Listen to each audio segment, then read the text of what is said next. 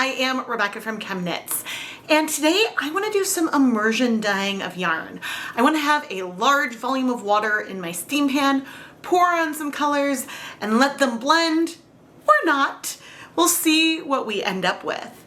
And I know that one of the colors I'm planning to use today strikes pretty quickly, and the other does not. So I'm just very excited to see what we're going to get. But before I talk more about the colors, I want to give a huge shout out and thank you to today's lab partner, Cindy. Cindy, thank you so much for being my lab partner for today's episode of Dyepot Weekly.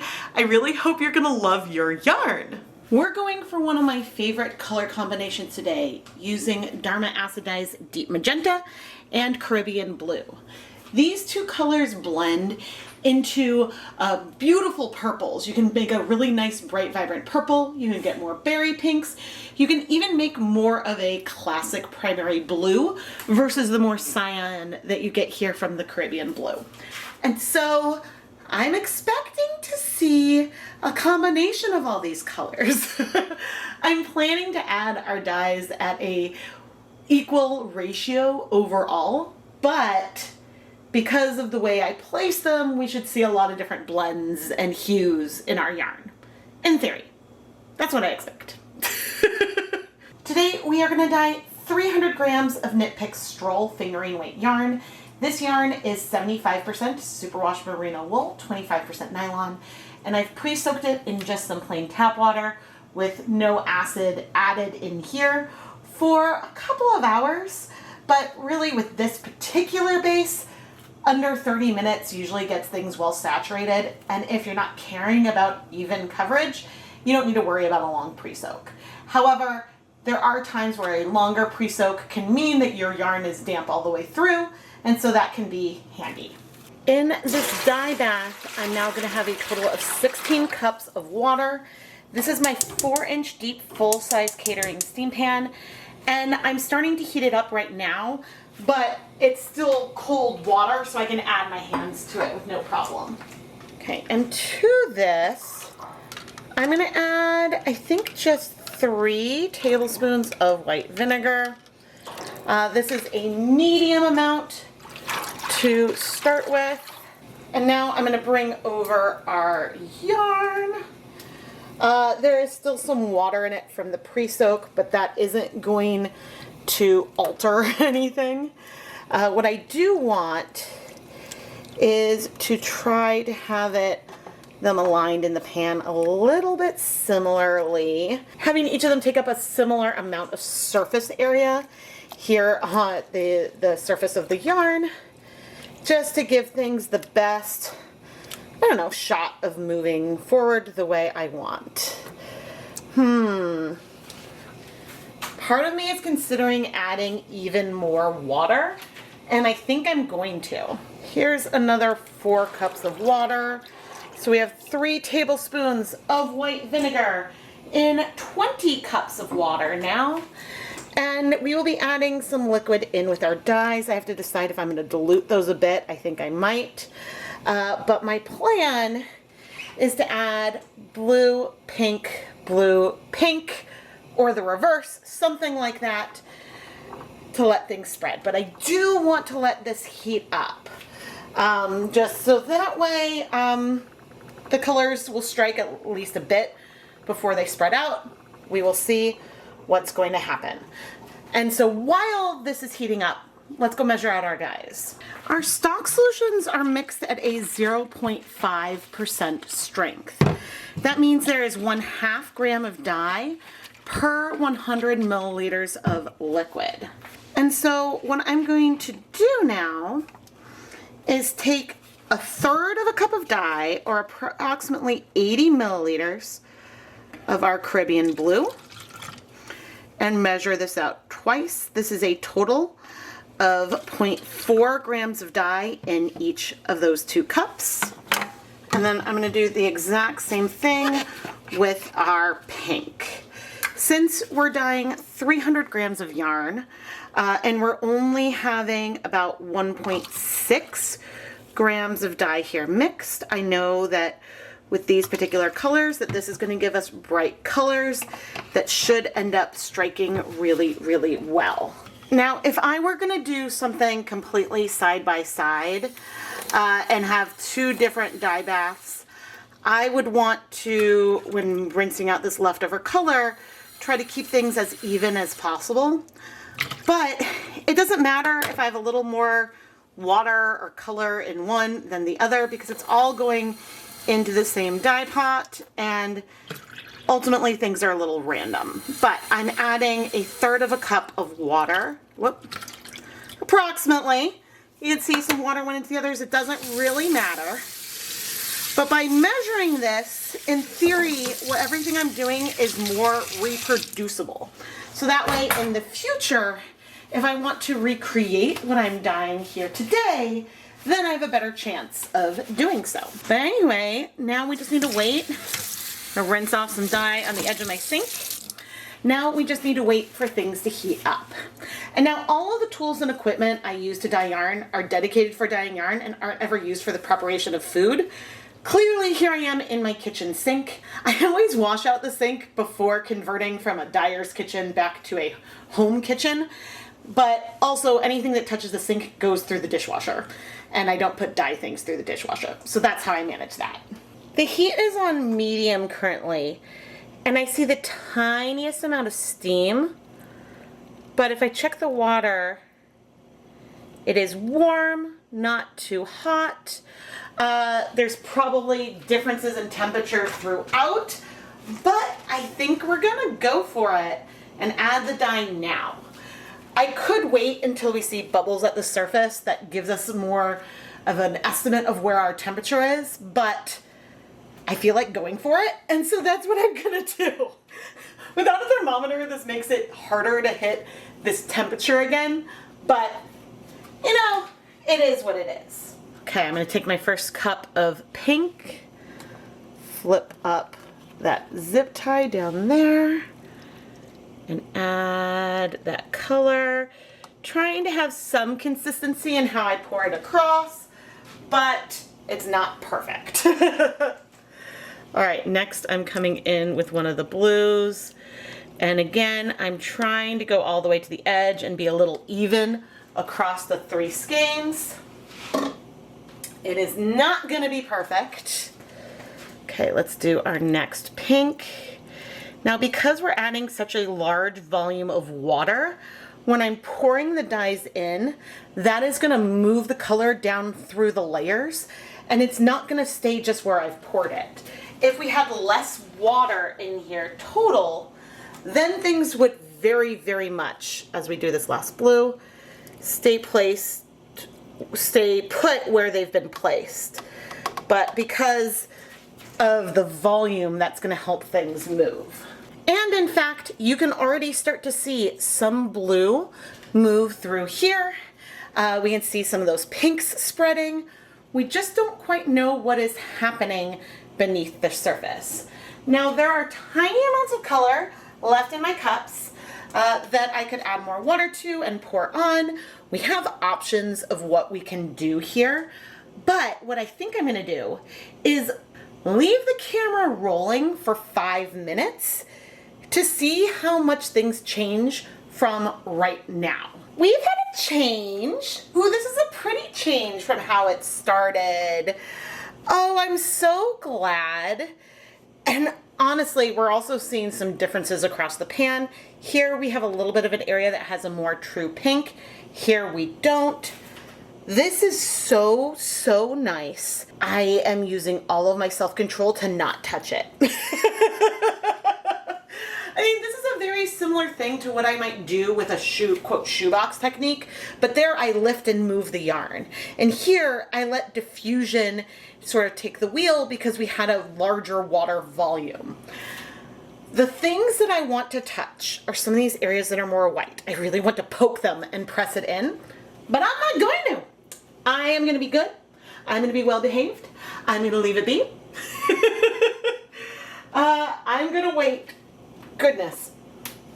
Let's wait 25 minutes. Let's give this a full 30 minutes of heat. And then I will come and check with a spoon. And you can be proud of me for not touching as I throw up my do not touch emote. If you would like to be able to use the ChemKnits emotes in live stream chats and down in the comment section, you can join to become a channel member for as little as $1 a month and get access to all of the custom ChemKnits emotes that I have. And I have ideas for more to design. Basically, the more people that join, the more emotes I'm allowed to have. So, yay! But I'll see you in 25 minutes. And as for that last tiny bit of dye in each cup, I'm gonna rinse these out and add them to my mega leave no dye behind container. 30 minutes later, I'm turning off the heat. I'm being optimistic here. I'm grabbing a spoon. I see a tiny, tiny hint of some blue. I'm not seeing any pinks as I poke through. If I pull it to the side, we have a little bit, just the tiniest hint of blue in there. So at this point, we have choices. I can leave everything as it is, let it cool off here in the dye bath for a while, and then set it aside to finish cooling, or I can let it cool completely in here, or I can remove it right now. Gosh, a lot of it depends on my mood. I'll be perfectly honest. Because really, we could absorb that last bit of blue if we leave it in here, but sometimes that could give something that bleeds, but sometimes not. Today, I don't think I'm gonna leave it in here to cool completely. I think I'm gonna leave it in for a little bit because that's what works best with my dyeing schedule. And I don't need this pan immediately. So I'll let it cool off for a bit and then we'll come back and remove it. But the heat is currently off now. The day got away from me a little bit, and so I think it cooled in the dye bath. But it's fine. Super fine. Maybe there's a tiny hint of blue left in there, but let's take a look at the reverse side. We got really, really good coverage. Oh, if the dyes were in less volume, they probably would not have spread out as much. But, oh, this turned out so pretty. Definitely very blue and pink, but there are elements of the ways the color blended, and I probably could have blended them more by pouring the dyes on and then moving the yarn. So maybe I need to do my quote shoebox technique in a hot dye bath and add the dyes and then move it. So editing Rebecca, make a mark of that for the future. But anyway, I'm gonna set this aside, not to cool, but so I can go get the sink ready to wash the yarn. Let's wash our really pretty blue and pink yarn. I'm gonna add a little bit of some blue dish soap, so if we see a hint, just a tiny hint of blue, that could be the soap, because it does have more color than I thought. I've always wondered what the colorant is in the soap. I don't think it's something that would stain, because soap can prevent colors from binding. I'm seeing a hair of blue. I think that could be more than the soap. That could be a little bit of blue dye. That is not a level of color that concerns me. Let me fill this back up. So now we can see how we are doing. I love that I go through phases of what I'm into, and right now I'm really into like more immersion stuff, which means I want to make more dye stocks because I want to have more colors on hand. It's about the same. Again, not a level that concerns me, but I'm going to do one more rinse. I didn't actually film the last one, so I'm doing it again here. And again, we have that tiny hint of barely there blue. I am not concerned. The amount of color in the yarn is not decreasing. It's not coming off in my hands. I think that this yarn is beautiful, so I'm going to go put it through my spin dryer and hang it up to dry. Here is our finished yarn, and it feels like two different colorways a little bit, because we have two where our blues spread out a huge amount, and one where we have a little bit more of the true pink without the blue. Now there's elements of that brighter pink in the other yarns as well, but I wish I knew if this yarn was the one in the middle or on one of the sides, because I could see it happening both ways. When I'm pouring over the yarn, Sometimes like the sides have a little bit more of a pause, so I could add more dye to the yarn on the sides. And then also sometimes the middle one ends up with less surface area. I don't think it's necessarily a point of less or more dye, but I am intrigued. It could have also been a point of, hey, it just so happened that on the skein that is currently in the middle, the areas where I added the pink were a little bit more out of the water, and I didn't pour blue on top of those areas in the same way. And so it could just be the luck of the draw. I don't know though. The colorways are for sure related, unquestionably related, but the difference is a little bit more obvious here today because of the way I added colors and then let them spread and blend without manipulating it a ton. I could have manipulated things more, but I didn't, and I love the effects that we ended up with, but it's just interesting to think about a little bit. Now, I do wonder what would happen if I added our pink dye before we had acid in the container, which would allow it to spread, still not as much as the blue, but that might allow it to spread a little bit more. But deep magenta does strike to yarn pretty quickly, so I don't really know how much of a difference that would make. What I do know is that I have been having a lot of fun using deeper immersion situations for dyeing yarn lately. Having more water in the pan allows the dyes that you add to spread more. Whether you're dealing with dry dye powders, they'll spread more with more water volume in the pan, or if I'm using liquid dyes like I used here. And I always have a lot of ideas of things I want to do. But if there are things that you would like to specifically see me do when I'm starting with a large volume of water, please let me know down in the comments below. I mean, I'm always excited to explore, but man, I just can't help but thinking how that middle one sort of stands out. Like from far away, even looking at the thumbnail, I'm just looking at this pink and it is distracting me.